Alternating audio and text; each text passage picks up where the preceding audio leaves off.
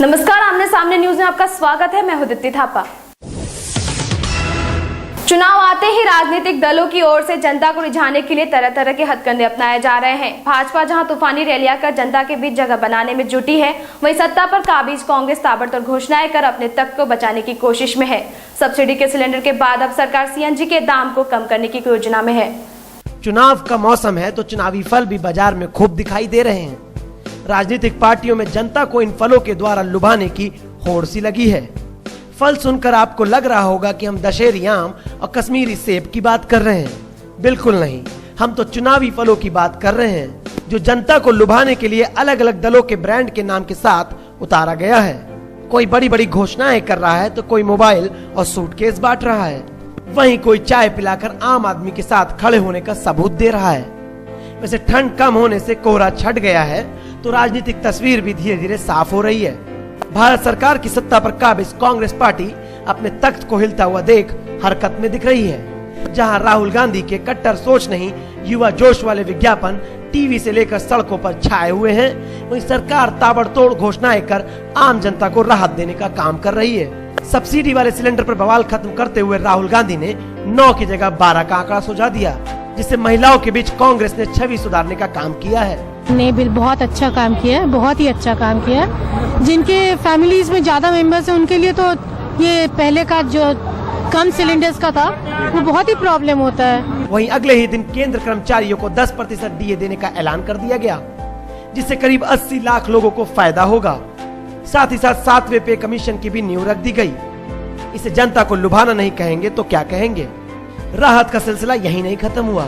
ताजा ऐलान रहा सीएनजी के दामों में गिरावट, जहां सरकार ने सीएनजी 15 रुपए सस्ती करने की घोषणा की है। सवाल ये है कि इन घोषणाओं को करने के लिए सरकार ने आखिर यही समय क्यों चुना। खैर, अभी चुनाव के लिए समय बाकी है और लुभावनी घोषणाओं का सिलसिला आगे भी जारी रह सकता है। ब्यूरो रिपोर्ट, आमने सामने न्यूज।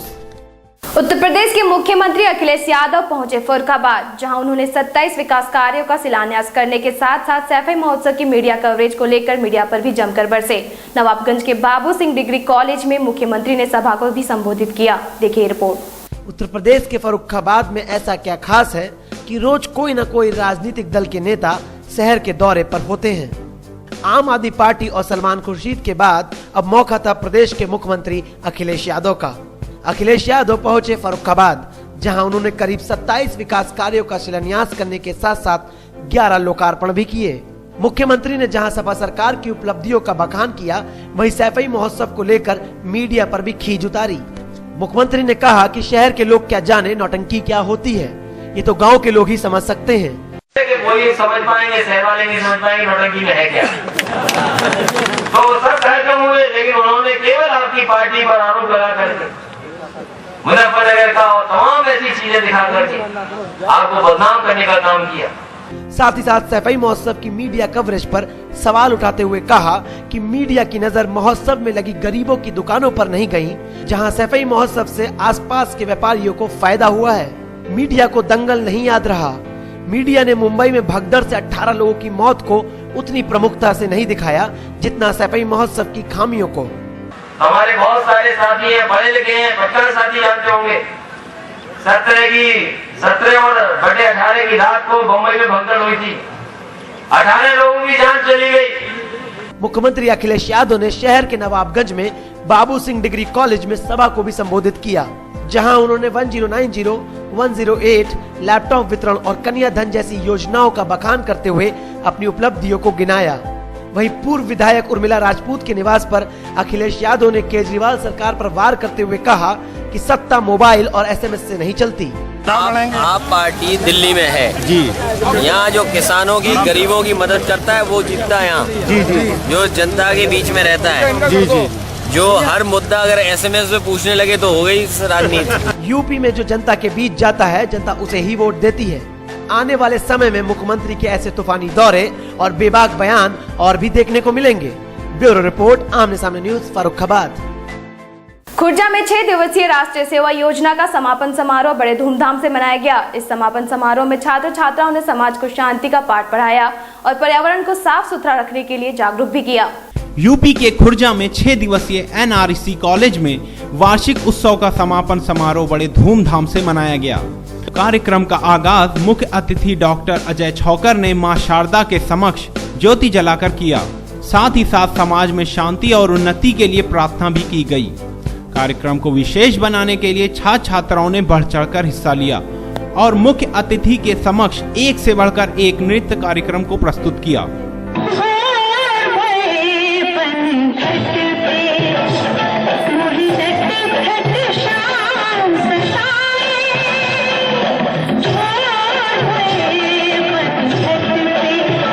इन कार्यक्रमों ने जैसे पूरा समा ही बांध लिया।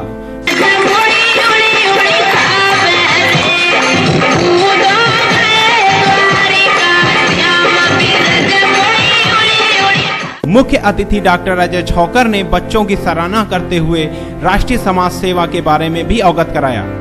वहीं ग्राम प्रधान मलखान सिंह ने छात्र छात्राओं को महापुरुषों के उदाहरण देकर शांति और समाज सेवा का पाठ सिखाया। दूसरी ओर ग्राम BDC नरेश कुमार सोलंकी ने छात्र छात्राओं को पर्यावरण को प्रदूषण से बचाने की जानकारी दी। NSS बच्चों ने ग्रामीणों को प्रदूषण से हो रही बीमारियों से अवगत कराया और इस चुनावी मौसम में वोट के बारे में लोगों को जागरूक भी किया गया। इस पूरे कार्यक्रम में भानु प्रताप सिंह का विशेष सहयोग रहा। ब्यूरो रिपोर्ट, आमने सामने न्यूज, खुर्जा।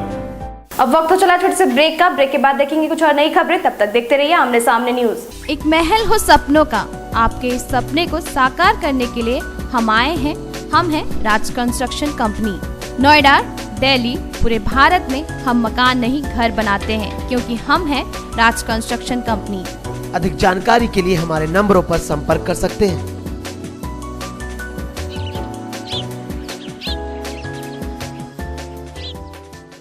जो होते हैं स्वाद के शौकीन, वो खाते हैं आदर्श स्वीट्स और नमकीन। एक ऐसा स्वाद जो हमेशा रहे याद। उत्तर प्रदेश उत्तराखंड की नंबर 1 नमकीन। विश्वास भरा सफर 50 सालों का, परंपरा खुर्जा की। गौसुल पाक के नाम पर इंसानियत का संदेश देता सालाना उर्स। मौलाना तारिक कादरी 11 लोगों के साथ 12 दिन के पैदल सफर के लिए निकल पड़े हैं। साथ ही साथ 13 से 17 तारीख तक सालाना उर्स में तकरीर, कव्वाली जैसे प्रोग्राम होंगे। वहीं स्थानीय लोगों का कहना है कि वे इस सालाना उर्स को बड़े शिद्दत और कयाम के साथ मनाते हैं। पॉलिटिक्स, क्राइम, स्पोर्ट्स, अगर इन खबरों पर है आपकी बारीक नजर, आपकी आवाज भी कर सकती है असर। बढ़ाएं अपनी आवाज का दायरा, बने आमने सामने न्यूज का हिस्सा।